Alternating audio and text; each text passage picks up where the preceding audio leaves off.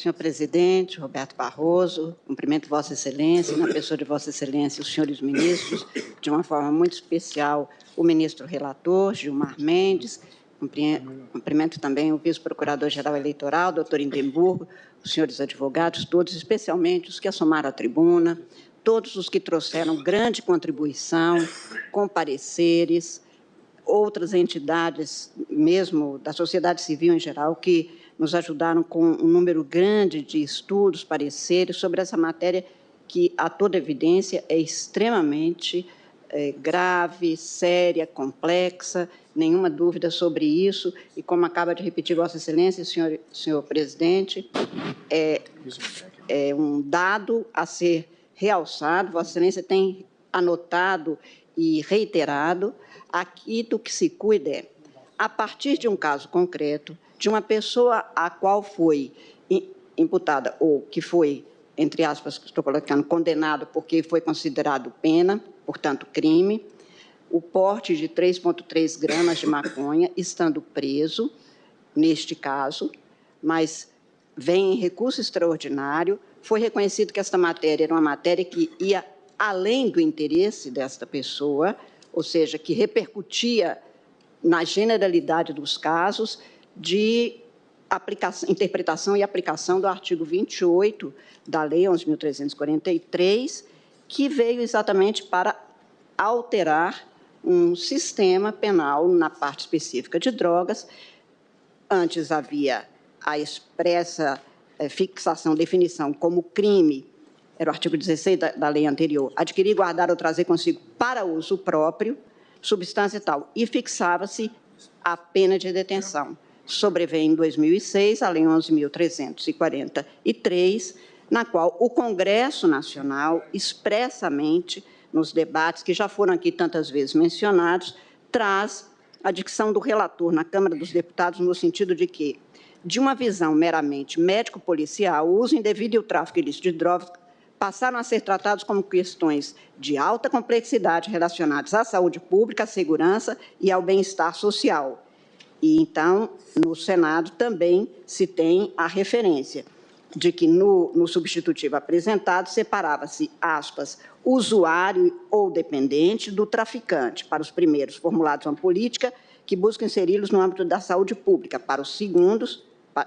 atendendo ao clamor da sociedade brasileira, mantivemos as medidas de caráter repressivo, melhorando a redação de alguns dispositivos que não estavam de acordo com o sistema de penas brasileiros. E no Senado, também na discussão, se teve que o maior avanço do projeto está certamente no seu artigo 28, que trata de acabar com a pena de prisão para o usuário de drogas no Brasil.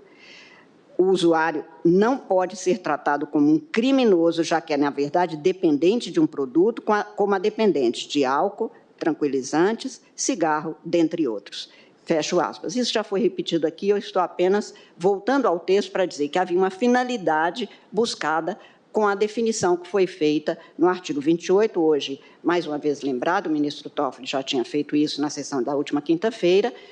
e ele que participou dos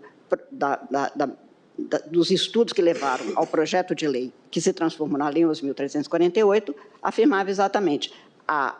definição foi no sentido de, buscando a finalidade, definir não como crime, não como criminoso, por isso eu fiz questão de reler a passagem do relator no Senado da República, no sentido de que não haveria, portanto, a definição, a tipificação como crime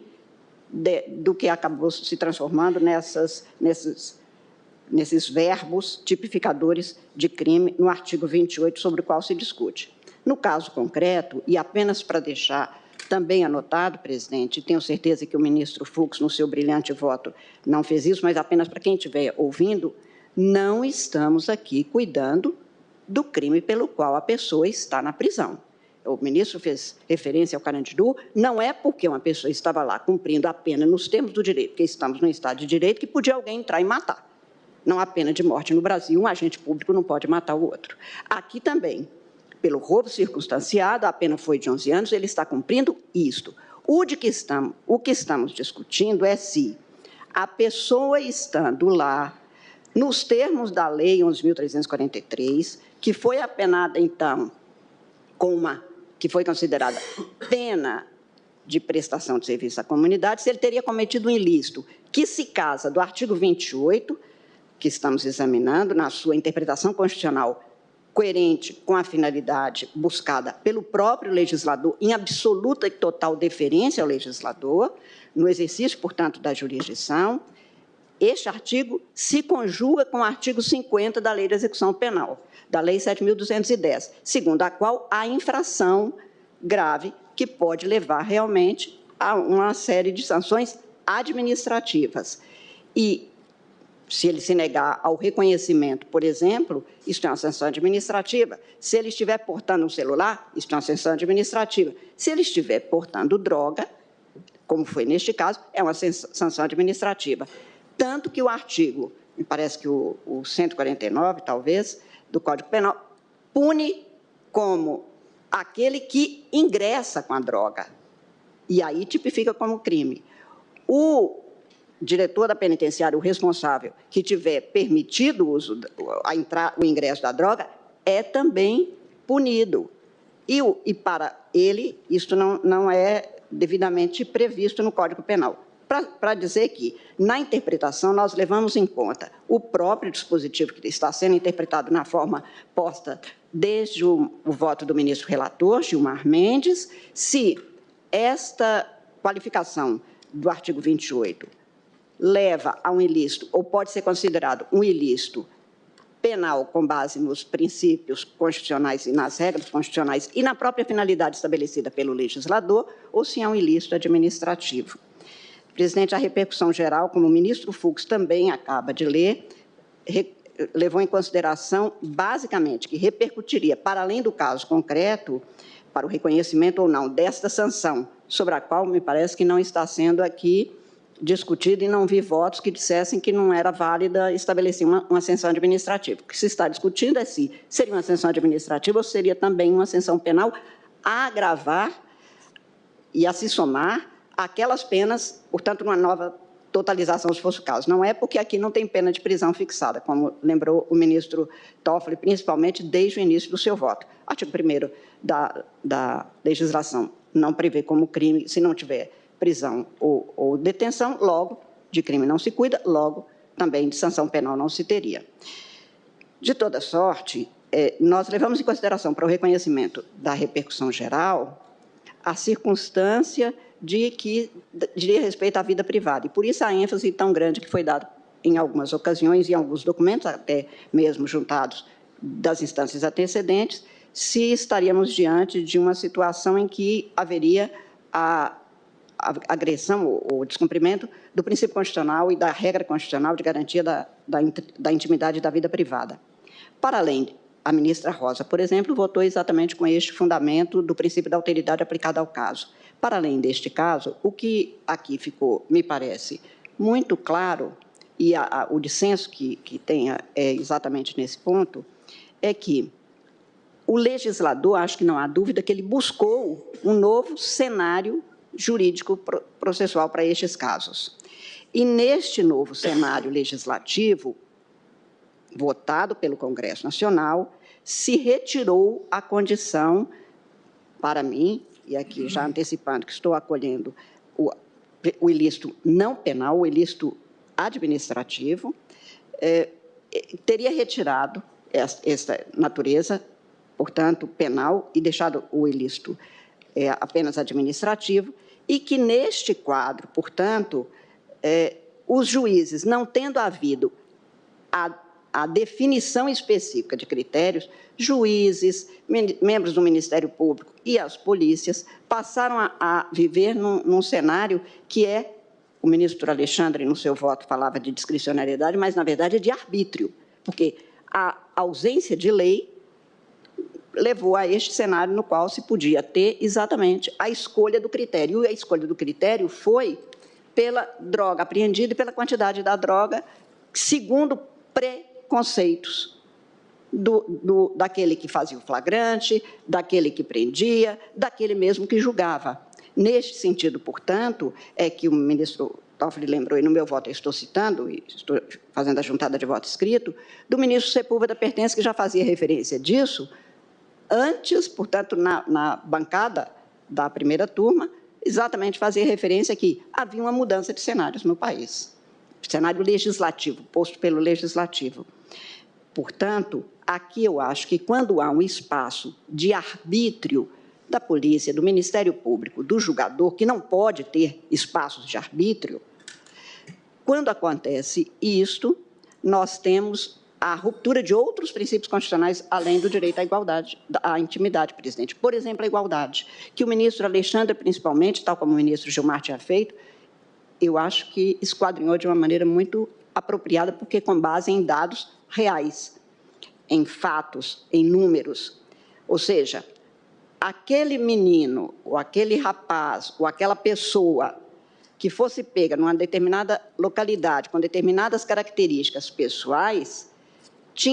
era considerado traficante com uma quantidade muito menor de droga do que outro. Em outra situação, em outro local, com outras características pessoais, passava a ser considerado apenas usuário.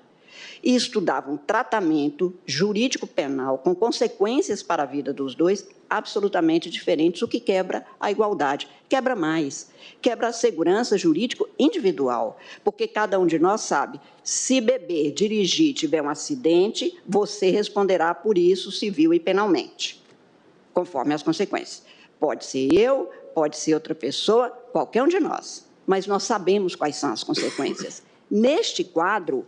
há uma anomia definidora de critérios que leva a uma desigualdade no tratamento do próprio Estado, que é obrigado pela Constituição a promover a igualdade e, além disso, uma insegurança, porque a pessoa não sabe, se ela fizer uso da droga, qual é a consequência que se terá. E a gente sabe, e nós aqui temos tantas e quantas causas, habeas corpus principalmente, nos quais a gente reconhece que o único critério utilizado para a condenação tinha sido o porte de droga, que é preso em determinada situação. Nós tivemos um caso, o ministro Fachin foi relator, no qual o ministro Fachin dizia exatamente isso. A única condição de se considerar que ele, ao correr ao ver a polícia, porque estava com um cigarro que fosse de maconha, e eu estou falando apenas dessa droga, conforme definido pelo caso concreto, que, ao correr, foi considerado fugitivo, mas um outro que tenha o mesmo comportamento, numa outra situação, não é assim considerado. Daí porque, senhor presidente, tenho para mim, com todas as vênias das divergências, super respeitáveis, como Vossa Excelência acaba de afirmar, como votou agora o ministro Fux, tenho para mim que a ausência de definição, que deve ser, sim, do legislador, do órgão da administração pública, ou do Poder Executivo, ou de agências, como foi sugerido pelo ministro Fux, pelo ministro Toffoli, não tenho dúvidas que essa ausência de critérios leva a uma situação de indefinição que rompe princípios constitucionais da igualdade, da segurança pessoal, da ausência de uma norma penal definidora e, portanto, aplicada segundo o arbítrio daquele que a aplica, seja policial, seja membro do Ministério Público, seja do Poder Judiciário. Portanto, no caso concreto, eu estou considerando, porque considero que o caso é de interpretação conforme a Constituição para definir que o ilícito é administrativo e não penal, considerando ainda que este ilícito administrativo, por isso eu estou dando provimento parcial ao recurso, acompanhando o voto mais próximo do meu, que é o do ministro Fachin, afirmando que é necessário que o Legislativo atue definindo, porém,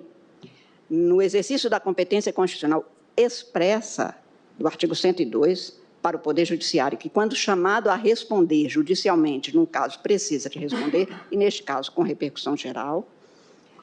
e como nós já fizemos com os mandados de injunção que nós julgamos, quer no caso de greve, quer no caso de recurso, como nós tivemos no caso da licença-paternidade,